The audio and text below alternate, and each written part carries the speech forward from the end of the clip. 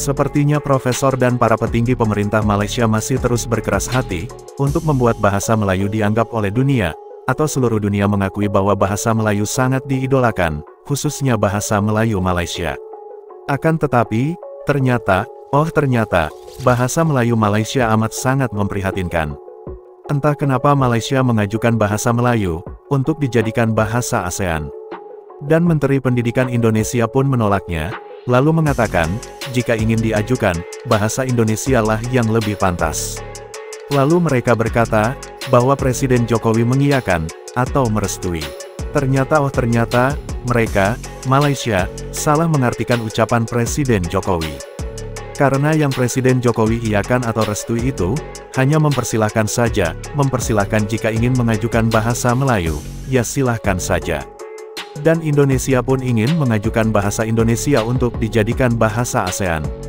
Yang artinya, jika Malaysia mengajukan bahasa Melayu, Indonesia juga akan mengajukan bahasa Indonesia.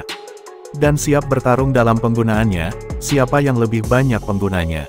Bahasa Melayu Malaysia, atau bahasa Indonesia, itulah yang dimaksud Presiden Indonesia, yaitu, Presiden Joko Widodo atau Jokowi. Lagi pula, di Indonesia, bahasa Melayu itu hanya sebatas bahasa daerah, bukan bahasa yang untuk dinomorsatukan.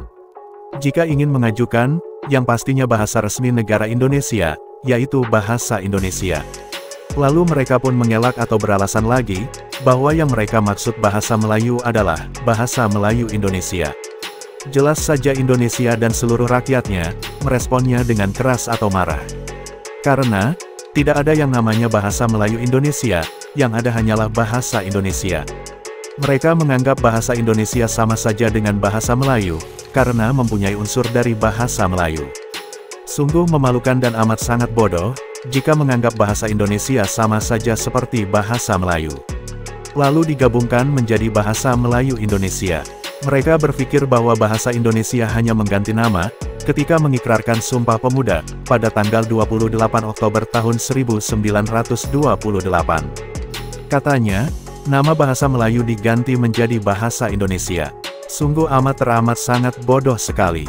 Para pendahulu Indonesia atau para pejuang bahasa yang ada di Indonesia, mempunyai pemikiran untuk masa depan, bukan hanya untuk saat itu saja. Tapi untuk jangka waktu yang cukup lama, yang untuk dijadikan identitas jati diri bangsa.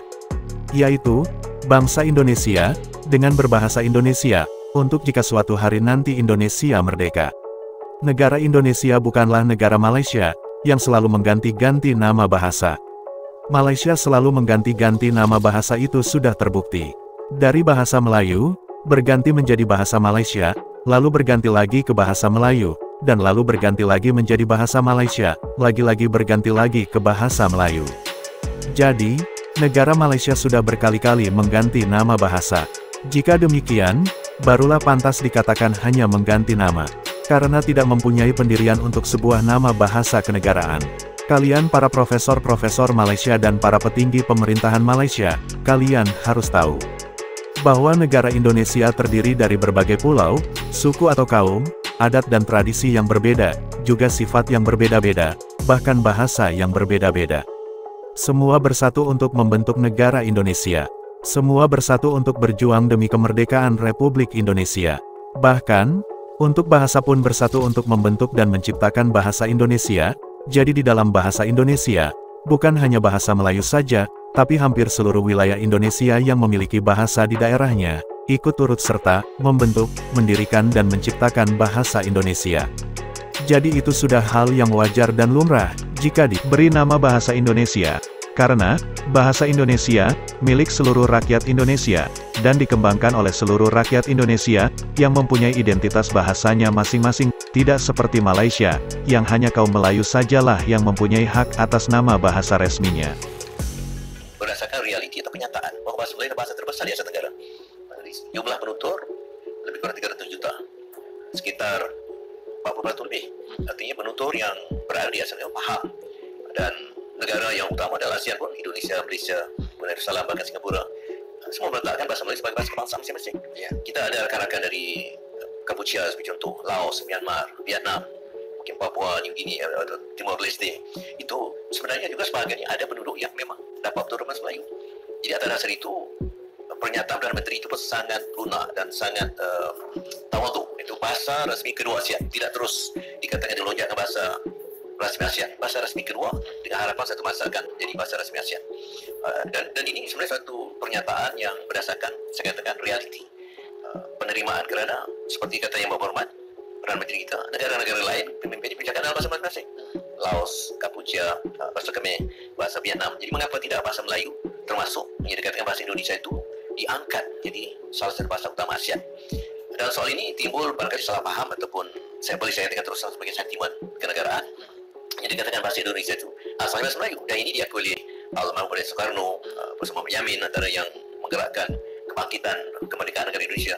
Dan dalam Kongres Bahasa Indonesia kedua di Medan sebagai contoh itu tahun 54 masih disebut yang dikatakan bahasa Indonesia itu ya asalnya bahasa Melayu, tapi dirubah menjadi bahasa Indonesia atas kebangkitan nasionalisme untuk keutuhan politik politik Indonesia. Saya tak ada masalah dan sangat menyokong, sangat mendukung semangat nasionalisme yang kuat, kerana mereka berdasar pada Sumpah Pemuda pada 28 Oktober 1928. Kami pemuda-pemuda Indonesia yang mengaku kami bertanah air satu, negara Indonesia, berbangsa satu, bangsa Indonesia, berbahasa yang satu, bahasa Indonesia. Itu keselarasan dalam soal pernyataan semangat kebangsaan. Tetapi dalam hal yang katakan fakta bahasa, fakta linguistiknya, nama yang berubah itu tidak mengubah hakikat bahawa bahasa Indonesia itulah juga sebahagian bahasa Melayu. Jadi kalau di pihak Indonesia ada keterbukaan sedikit untuk, ya, bagi saya istilah itu boleh saja kita berkompromi. Kompromi yang boleh diambil dengan tidak membuang nama bahasa Indonesia, tapi jangan juga membuang nama bahasa Melayu. Apa salahnya bahasa Melayu Indonesia? Itu satu. Dan bagi saya, kita harus juga menghormati pandangan pemimpin tertinggi negara Indonesia. Misalnya Jokowi sendiri apabila menerima gagasan daripada yang Bapak Perdana Menteri kita, beliau secara spontan mengatakan, ya, saya mendukung, saya menyokong untuk bahasa kita diangkat. Berarti itu pemahamannya betul.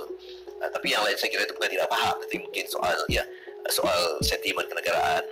Bagi saya itu bagus dalam semangat nasionalisme, tetapi jangan kita lupakan atau kita nafikan bahawa bahasa Indonesia itu sebahagian dari bahasa Melayu. Kita bekerja sama bersama mengangkat bahasa kita bersama, bahasa serumpun. Ya. Memang tidak mudah. Saya sendiri melihat bahawa selagi negara yang penutur bahasa Melayu terbesar Indonesia tidak menerima gagasan ini, memang sukar. Kecuali dengan perundingan secara timbang terima, sebagaimana yang berlaku dalam, saya katakan, Majlis Antarabangsa Bahasa Melayu, dalam MAPI, Majlis Bahasa Brunei Salam Indonesia Malaysia, kita ada persepahaman mengenai istilah bahasa Melayu Sempang Indonesia. Kalau demikian perundingan, saya kira perlu digerakkan terus-menerus dalam semua kelompok. Ada juga kelompok di Indonesia yang ikut serta gagasan ini, artinya bukan semua orang Indonesia menolak sebahagian, tetapi tidak memperbesar kelompok yang ingin bersama ini. Kita memerlukan waktu sedikit. Kalau itu dapat diselesaikan, saya kira insyaAllah tidak ada halangan lain. Kerana saya kira negara-negara ASEAN lain, anggota yang lain seperti Kampuchea, Vietnam, Laos, Myanmar itu tidak mungkin akan menolak gagasan kita, kerana mereka juga melihat kewibawaan bahasa Melayu. Negara Indonesia tidak pernah menafikan bahasa Melayu sebagai akar dari bahasa Indonesia. Malah di dalam pelajaran bahasa Indonesia sejak mulai sekolah dasar, kami di Indonesia sudah diajarkan atau sudah diberitahu asal mula bahasa Indonesia itu terbentuk. Bahasa Indonesia berakar dari bahasa Melayu yang ada di Indonesia, yaitu bahasa Melayu Riau Lingga. Jadi, janganlah para profesor-profesor Malaysia mencoba mencari kesalahan untuk mendapatkan dukungan dari para kaum Melayu yang lainnya. Juga untuk mengelabui mereka kaum Melayu serta kami para warga dan rakyat Indonesia. Profesor Awang Saryang harus tahu, mengapa bahasa Indonesia yang berakar dari bahasa Melayu, akan tetapi tidak diberi nama Melayu pada bahasa Indonesia. Seperti yang Anda inginkan, yaitu, dengan nama bahasa Melayu Indonesia. Karena, Melayu yang ada di Indonesia, tidak gila akan gelar kemelayuan, tidak gila akan wilayah kemelayuan, dan tidak gila akan hak keistimewaan Melayu. Seperti yang terjadi pada kaum Melayu yang ada di Malaysia. Kaum Melayu yang ada di Malaysia, gila akan gelar kemelayuan, gila akan hak kemelayuan, gila akan wilayah kemelayuan, dan gila akan hak keistimewaan Melayu. Begitulah sikap para profesor-profesor Melayu Malaysia, yang gila akan gelar kemelayuan.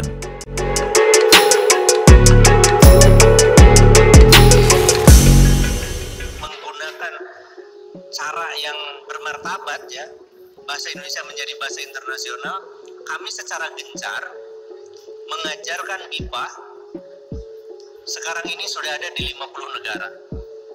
Ya. Yang kami bina itu ada 429 lembaga di 50 negara. Peserta sekarang ini yang belajar BIPA berapa coba? Ada 143.000 orang yang sedang belajar BIPA di seluruh dunia. Ketika saya katakan kepada teman-teman Malaysia, apakah kalian melakukan hal yang sama? Mengajarkan bahasa Melayu seperti itu? Enggak ada. Tidak ada program pembelajaran bahasa Melayu. Enggak ada. Saya waktu kuliah di Australia, nama domainnya Department of Indonesian and Malay. Gitu. Yang diajarkan apakah ada bahasa? Apalagi sekarang yang menjadi ketua departemennya, yang menjadi profesornya itu teman semeja gitu dengan saya.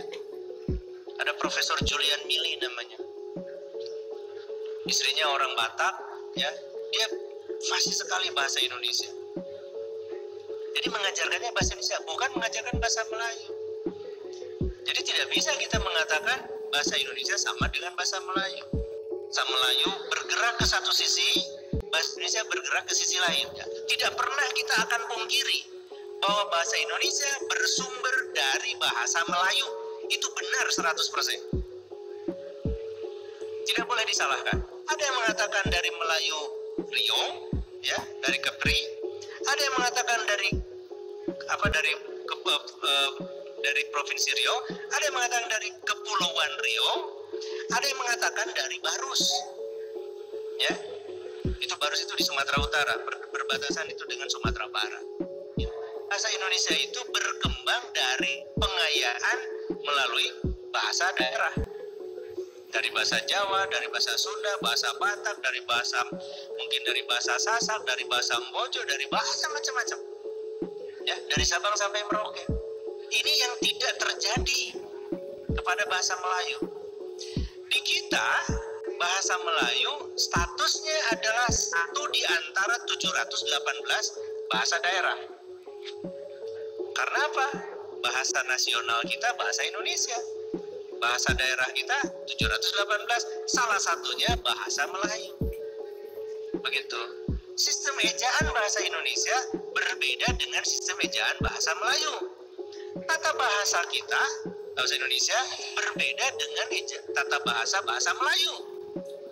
Bagaimana mungkin kita mengatakan bahwa bahasa Melayu sama dengan bahasa Indonesia? Ya, kalau diklaim oleh Perdana Menteri Malaysia itu dituturkan oleh 300 juta penduduk, 300 juta penutur maksud saya. Pertanyaan kita, siapa mereka? Di mana mereka itu? Gitu. Coba kita hitung, penduduk Malaysia itu berapa sih?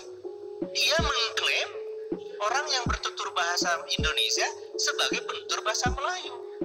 Saya sangat tidak yakin misalnya Bapak Ibu saudara-saudara yang ada di sini ketika ditanya, kalian bertutur bahasa apa? Oh, bahasa Melayu. Loh, emang sama gitu.